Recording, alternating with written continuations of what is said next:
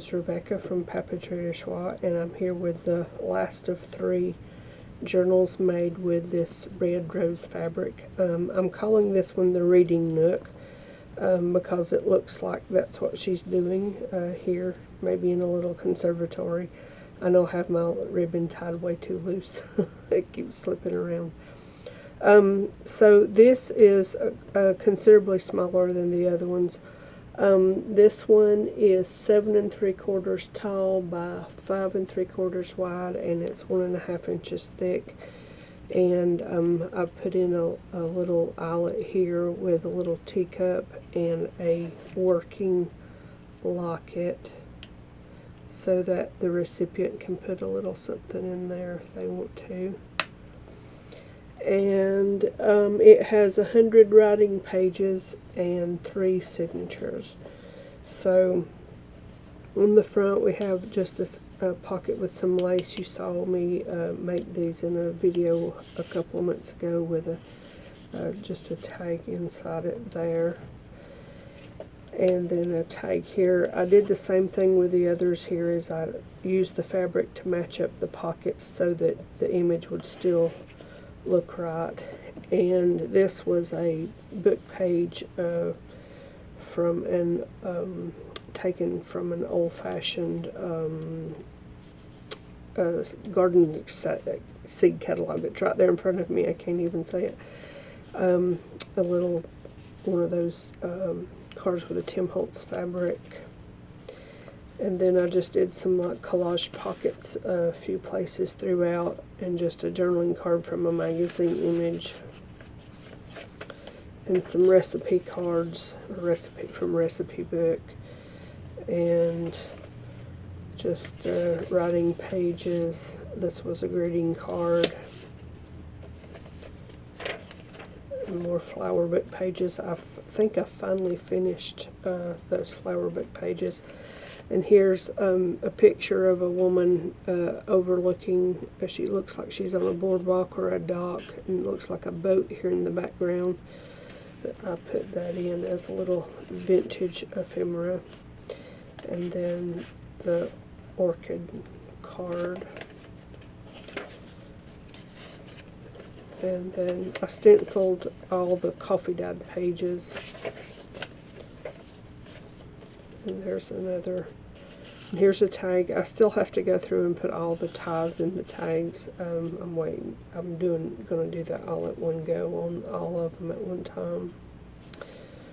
So, and this was also a great. No, this was a vintage postcard, and I inked the edges. That's right. It looks so similar to the other one that I made cards from. And this is just from an image from a book that I gutted. This is an authentic postcard. Let's see if I can pull it out. I did ink the edges. It was this, and I still have several. About 4 years ago I found like 2 shoe boxes roughly of vintage postcards, all printed in the 70s at a local thrift store, and I've slowly been eking away at them over the past 3 or 4 years. Here's another vintage postcard. I got this one actually just 2 or 3 weeks ago, and this is to someone in Michigan, and it don't have the date, the year, no, yeah it does, 1910, May 24th, 1910 is when it was postmarked. And then here's another vintage postcard from that little collection I found. And over here I took this and the opposite page out of a book. I had the lovely rose, so I thought that worked well here. And here's the other image I thought that other one was.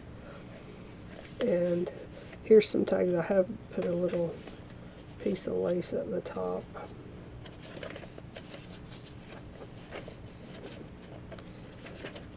And just plenty of book pages and writing pages and something of interest to look at and read. This is a little decoupage tag I did back in the wintertime.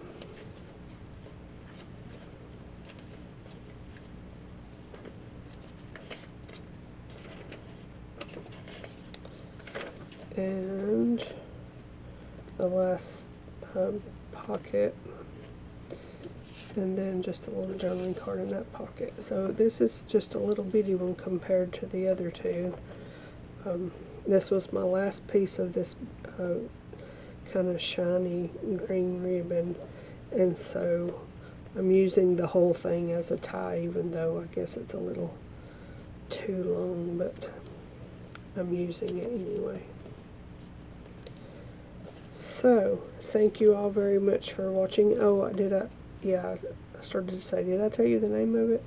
I started to name it what's here on the bottom, a flower and a letter, but it came out of a book, so I didn't want to do that, so I just called it the Reading Nook.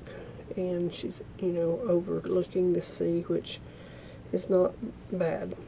Everybody wants to take a book to the beach. So thank you for watching, and I will be back soon with another journal or a project or a something. I've got some ideas. Something that I might share, I talked about briefly before. My husband and I went through our one bookshelf of our books and kind of put some stuff in order and realized we have more old books than we thought. So I've been thinking about doing a video or just a small series of just books from my personal stash and books that I plan on using for journals in the future. I know in the 3 digits of vintage books that some I cannot find online, either for sale or just like on archive.org. I can't find any digital or a place that you could order a real copy. So I was thinking about just sharing some of those as flip-throughs, just as a curiosity almost. But anyway, thank you for watching, and I will see you in another video very soon.